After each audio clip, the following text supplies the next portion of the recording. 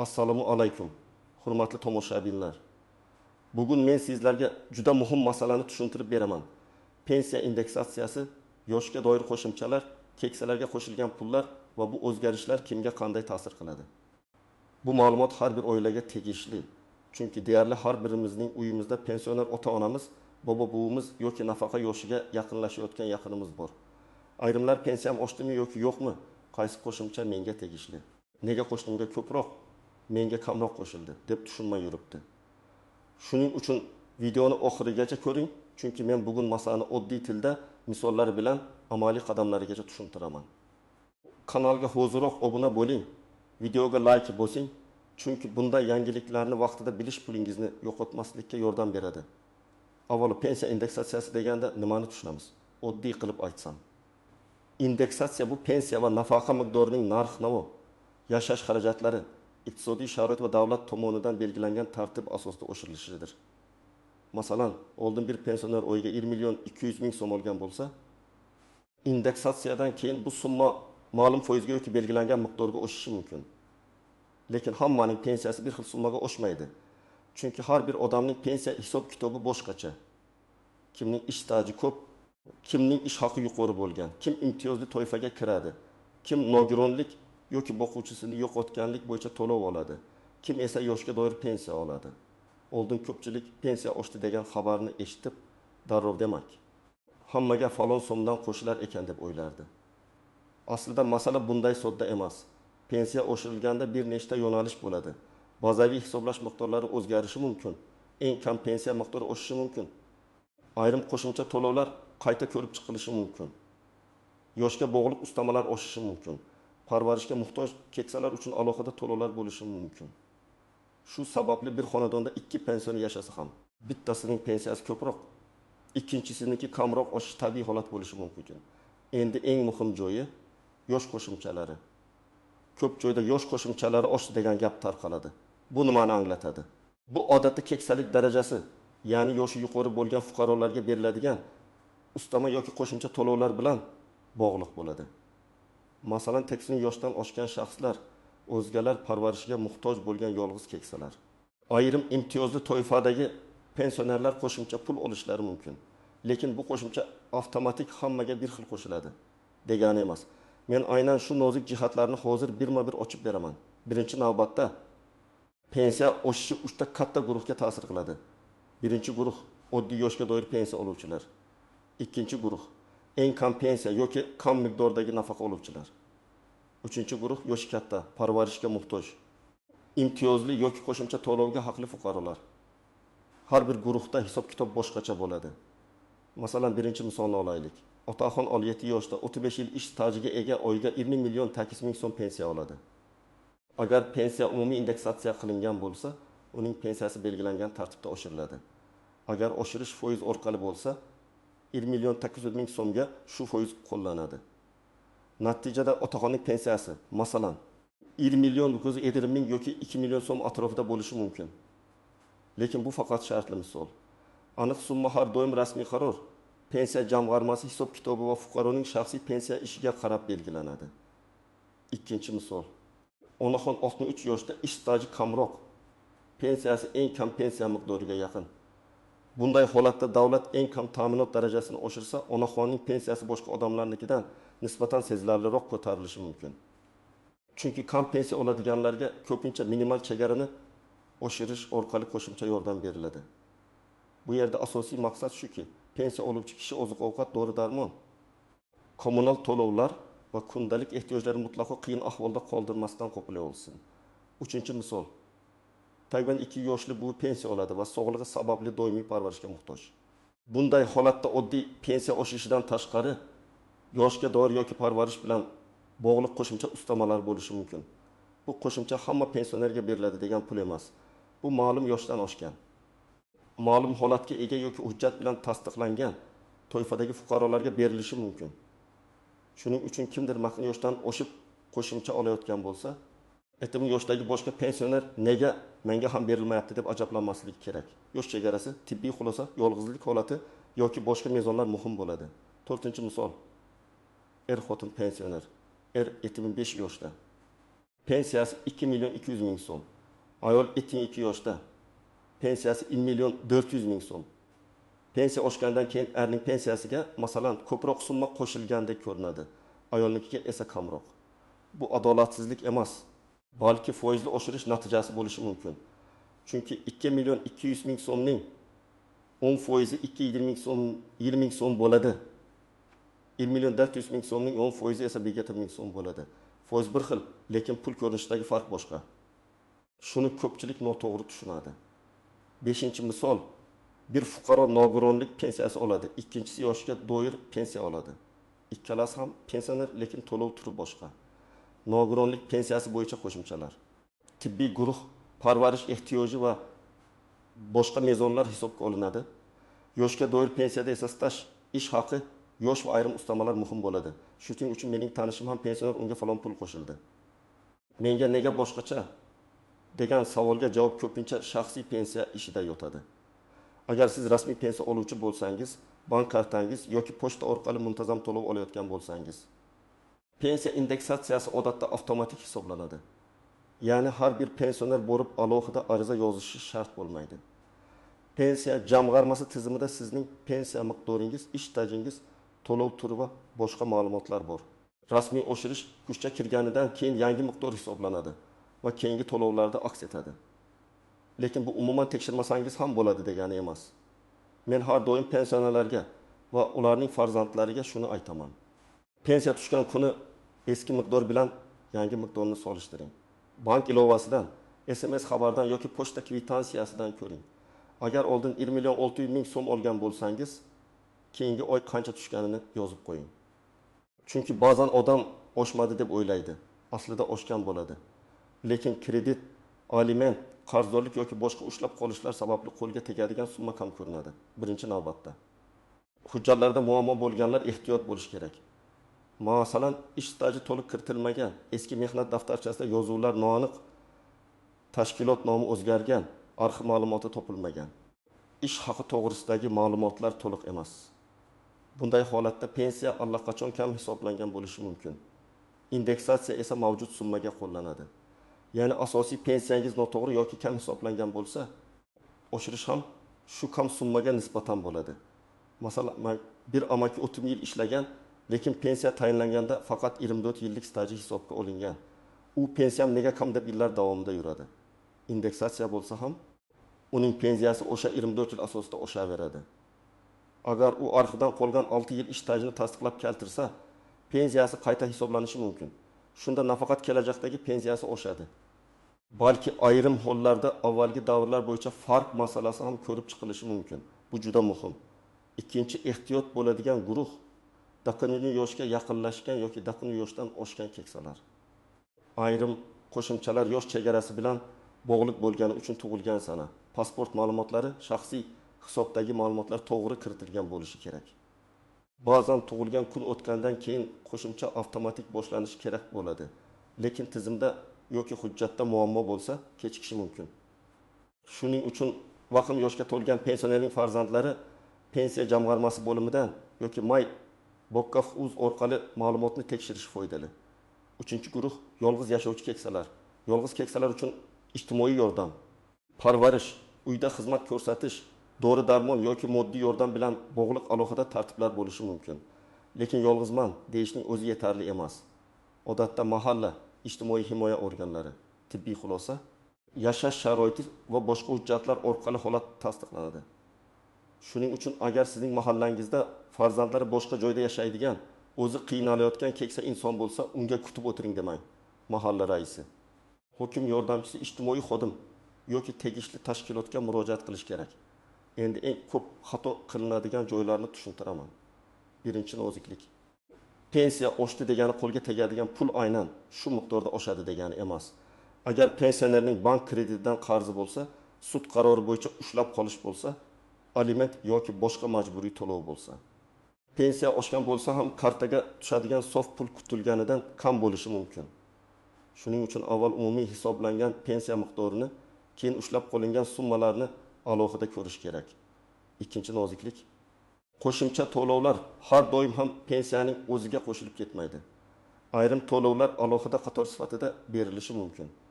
Masalan, asosiy pensiya bir summa, kompensatsiya yoki ustama boshqa summa. Parvarish bilan bog'liq qo'shimcha yana boshqa summa bo'lishi mumkin.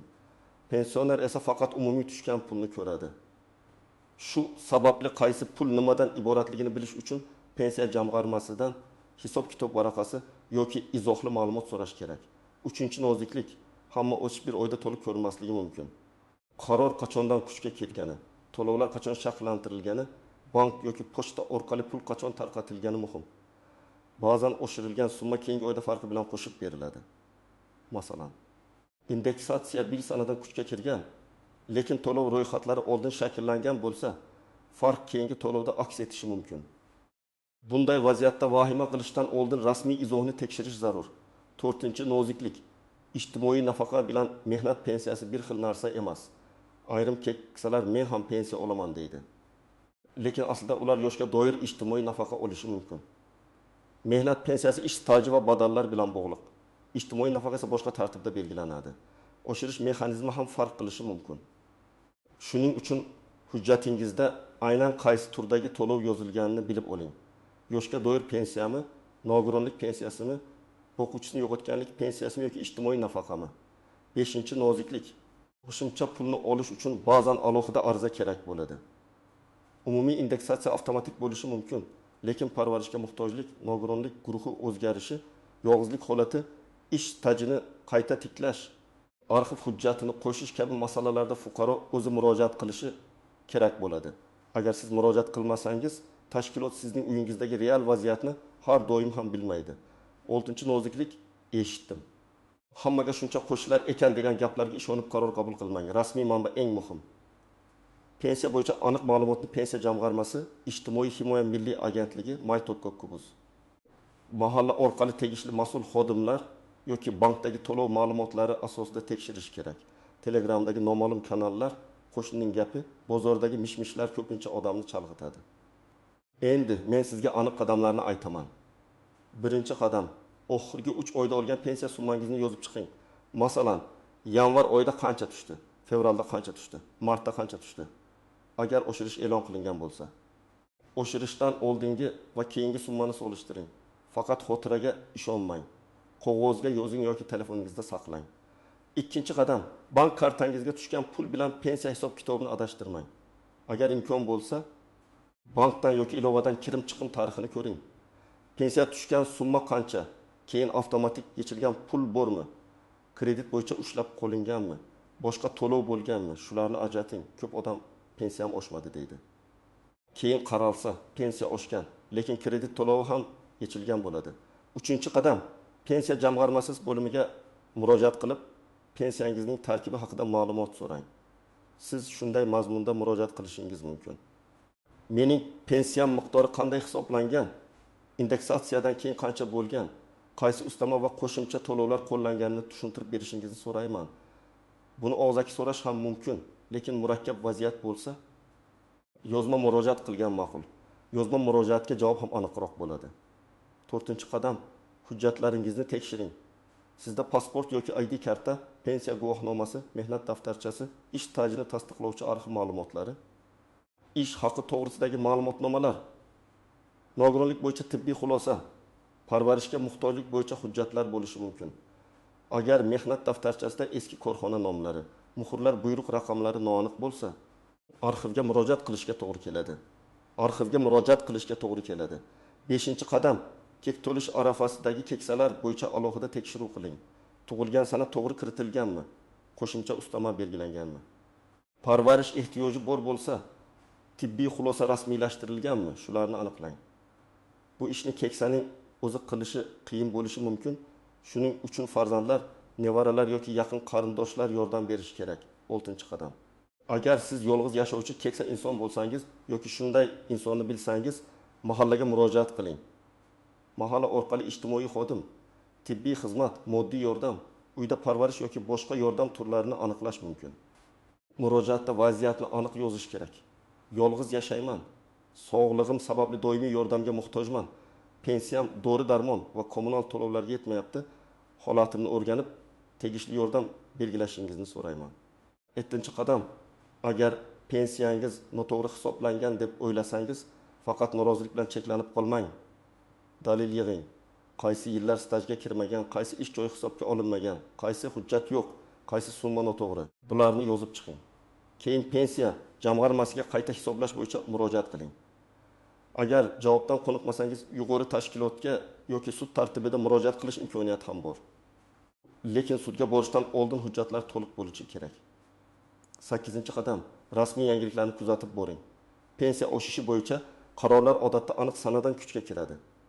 Qachondan boshlab, kimlarga qaysi to'lovlarga, qanday tartibda qo'llanishi rasmiy hujjatlarda ko'rsatiladi. Men ekspert sifatida har doim shuni maslahat beraman. Eshitgan xabaringizni rasmiy manba bilan solishtiring. Shunda ortiqcha asabiylashmaysiz va o'zingizga tegishli pulni ham o'tkazib yubormaysiz. Bir oilani tasavvur qilaylik. Onaxon Dakon bir yoshda, o'g'li boshqa viloyatda ishlaydi. O'zi mahallada yolg'iz yashaydi. Pensiyasi bor. Lekin dori-darmon xarajati juda katta. U umumiy indeksatsiya tufayli pensiyasi oshganini ko'radi, lekin parvarish yoki ijtimoiy yordam bo'yicha alohida huquqi borligini bilmaydi. Mana shunday vaziyatda farzandlari faqat pensiya oshibdi-ku deb qo'ymasdan, mahalla va ijtimoiy himoya organlari orqali qo'shimcha yordam imkoniyatini tekshirishi kerak. Yana bir holat, otaxon butun umr qurilishda ishlagan. Lekin ayrim yillari norasmiy yoki hujjatsiz qolgan. Pensiyaga chiqqanda staji kamroq hisoblangan. Keyin pensiya indeksatsiyasi bo'ladi, lekin u baribir kam pul oladi. Bu yerda asosiy muammo indeksatsiyada emas, dastlabki hisob-kitobda. Agar u o'sha yillar bo'yicha arxiv ma'lumoti yoki boshqa tasdiqlovchi hujjat topa olsa, pensiyasi qayta ko'rib chiqilishi mumkin. Yana bir misol, pensioner ayol bankdan kichik kredit olgan. Pensiya oshirilganidan keyin u menga hech narsa qo'shilmadi deb o'ylaydi. Aslida yangi pensiya summasi oshgan, lekin kredit to'lovi ham avtomatik yechilgan. Shu sababli qo'lga qolgan pul deyarli o'zgarmagan. Demak, bunday holatda pensiya miqdorini alohida, bank ushlanmalarini alohida tekshirish kerak. Yana bir vaziyat, ikki qo'shni bir kunda pensiya oladi. Biri 200 ming so'mga oshdi, ikkinchisi 130 ming so'mga oshdi.